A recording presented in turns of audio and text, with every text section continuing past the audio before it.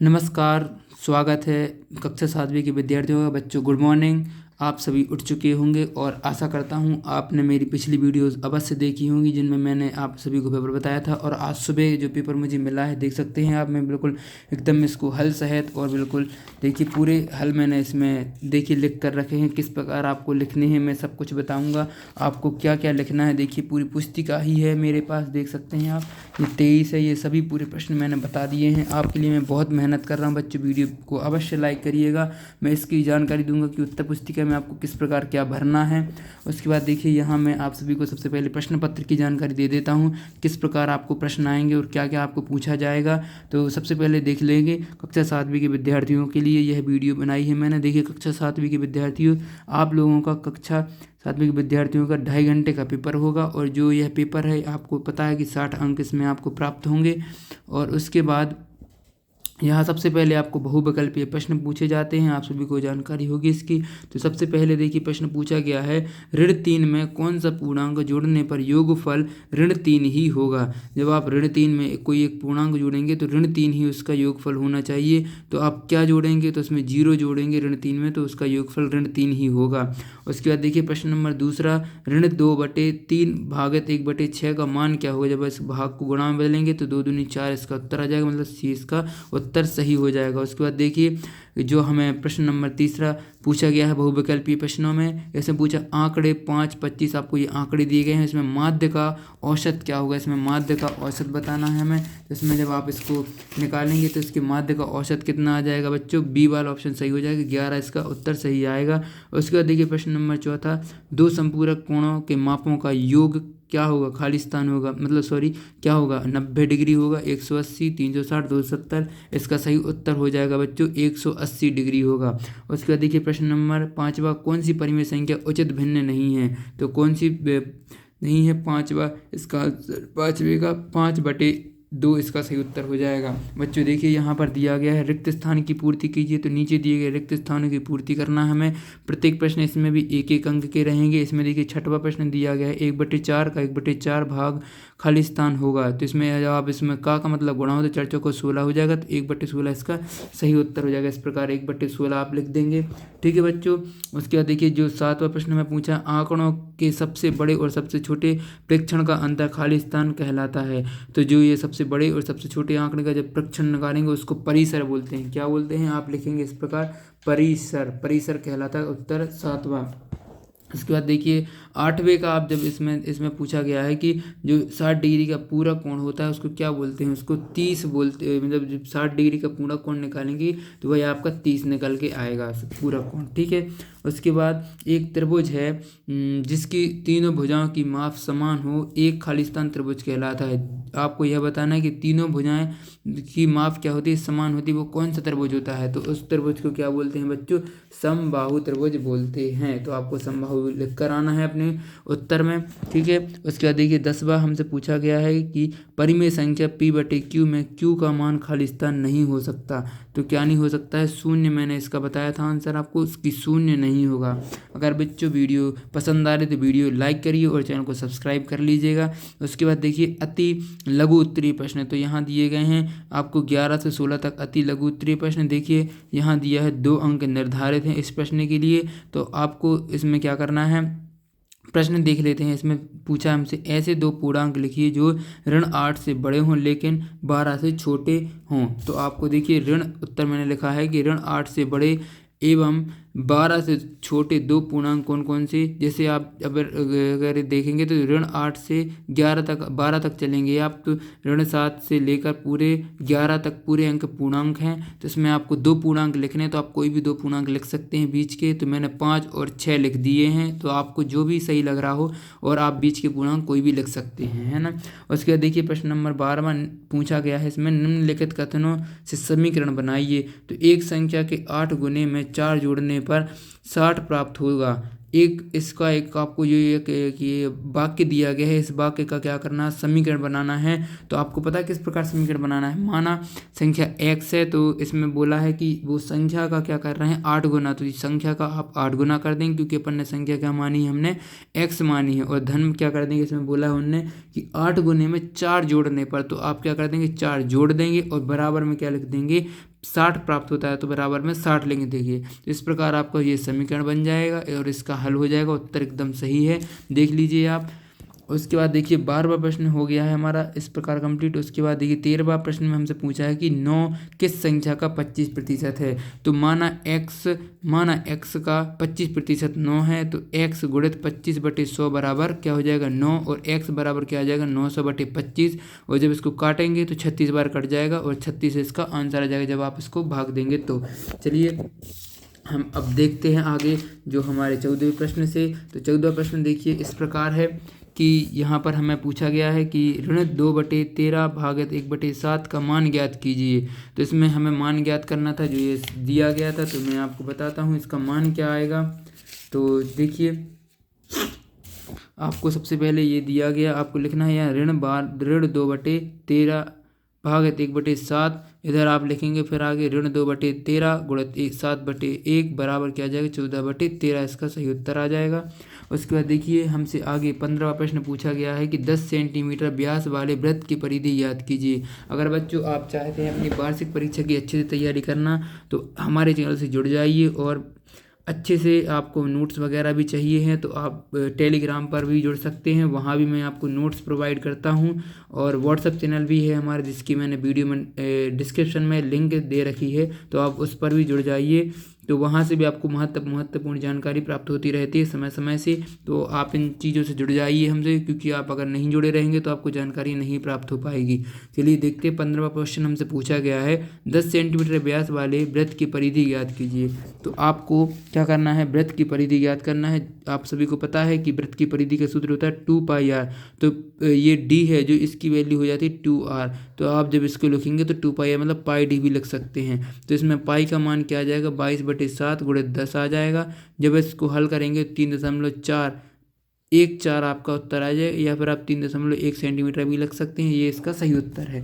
उसके बाद देखिए 16 प्रश्न में पूछा गया है यदि m बराबर 2 है तो व्यंजक m क्या करना, m ऋण 2 का मान ज्ञात कीजिए। तो आपको इधर m का मान बस रखना है इस m-2 में और उत्तर आ जाएगा आपका। तो देखिए आपको m-2 में m की वैल्यू जब आप 2 रखेंगे तो उत्तर कितना आ जाएगा हमारा 0, इसका आंसर सही हो जाएगा। उसके बाद देखिए लघु उत्तरीय प्रश्न दिए गए हैं 17 से 22 तक। इसमें नीचे दिए गए प्रश्नों को हल कीजिए। प्रत्येक प्रश्न के लिए 3 अंक निर्धारित हैं। बच्चों प्रश्न नंबर 17वां दिया है 25 बच्चों की कक्षा में 8% बच्चे वर्षा में भीगना पसंद करते हैं। वर्षा में भीगने वाले बच्चों की संख्या ज्ञात कीजिए। तो आप सभी को पता है ये 3 अंक का प्रश्न है, जिसमें आपको इस प्रकार हल करना है। मैं आपको बताता हूँ। देखिए बच्चों आपको कुछ नहीं करना है, बस इसमें 25 का 8% निकालना है। तो मतलब 25 का पहले 8% निकाल लेंगे आप, और भीगने वाले बच्चे पसंद करते हैं तो आप 25 का 8% निकाल दें। 2 बच्चे मतलब 2 बच्चे क्या हैं जो भीगना पसंद करते हैं। उसके बाद 18वें में हमसे पूछा है कि समीकरण को हल करना। आपको ये समीकरण दिया गया है कि -2 x धन 3 बराबर 8। तो -2 x धन 3 बराबर 8, तो x धन 3 बराबर 8 बटे ऋण 2 आ जाएगा, बराबर में ऋण 4 लिख देंगे आप। x बराबर ऋण 4, ऋण 3 बराबर ऋण 7, आपका उत्तर सही आ जाएगा। ठीक है बच्चों। उसके बाद देखिए 19वां प्रश्न, यदि एक कोण दूसरे कोण पर 2 गुना है और ये दोनों पूरक हैं तो दोनों कोणों की माप ज्ञात कीजिए। आपको यही बताना है कि अगर एक दूसरे के वो क्या है दोनों पूरक कोण हैं तो आपको दोनों पूरक कोणों के मान ज्ञात करना है। तो देखिए माना आप इस प्रकार लिखेंगे 19वां उत्तर 19। तो माना दूसरा कोण x है और पहला कोण क्या है 2x होगा। पहला कोण क्या है, दूसरा x है तो पहला कोण 2x हो जाएगा। जब आप इन दोनों कोणों को जोड़ेंगे तो उनका 90 मतलब पूरक मतलब 90 है उन दोनों का योग। तो x का मान कितना आ जाएगा, इधर से मान आ जाएगा मतलब 3x बराबर 90 आएगा। फिर इसको आप जब दूसरा कोण निकालेंगे इसका तो आपको x बराबर 90/3 बराबर 30 आ जाएगा। और इसका पहला कोण कितना होगा 2x गुणित 30 हो जाएगा। तो 60 आपका x की मान कितना आ जाएगा 30 आ जाएगा ना, तो 30 आप रख देंगे। तो यहाँ पर इस प्रकार आपके दोनों कोणों के मान आ जाएंगे। उसके बाद देखिए यहाँ पर हमें अगला प्रश्न पूछा है कि ऋण 3 और ऋण 2 के बीच में तीन परिमेय संख्या ज्ञात कीजिए। तो आपको यह बताना है कि जो ऋण 2 और ऋण 3 के बीच में कितनी परिमेय संख्या होंगी। तो देखिए ऋण 3 और ऋण 2 ज्ञात करने के लिए हमें क्या करना पड़ता है, 4 से हम मल्टीप्लाई कर देंगे, यहाँ भी हम 4 से मल्टीप्लाई कर देंगे कि बीच में मिलने वाली भिन्न जितनी ये भिन्न है, मतलब ऋण 12/4 से ऋण 8/4 के बीच में जितनी भिन्न मिलेंगी वही क्या हो जाएंगी, हमारी इन दोनों के बीच की परिमेय संख्या में हो जाएंगी। तो इस प्रकार आपको अपनी लिख कर आना है। 20वें का उत्तर है ये। तो अगले देखिए अगला प्रश्न हमें 21वां क्या पूछा है, यदि किसी त्रिभुज का क्षेत्रफल 75 वर्ग सेंटीमीटर है और आधार 15 सेंटीमीटर तो उसकी ऊंचाई क्या होगी। तो देखिए यहाँ पर जो इसका 21वें का आंसर है, आप सभी को पता है कि त्रिभुज का क्षेत्रफल क्या होता है, 1/आधार गुणित ऊंचाई। तो आप सबसे पहले 1/आधार गुणित ऊंचाई लिख देंगे। और जब आपको दिया गया है त्रिभुज का क्षेत्रफल आपको दिया गया है 75, उसमें दिया है 75 वर्ग सेंटीमीटर है, तो आप 75 लिख देंगे त्रिभुज का क्षेत्रफल। इसके बराबर में क्या आ जाएगा, 1/2 गुणित 15 आपको आधार दिया है तो 15 आ जाएगा, गुणित आप ऊंचाई लिख देंगे।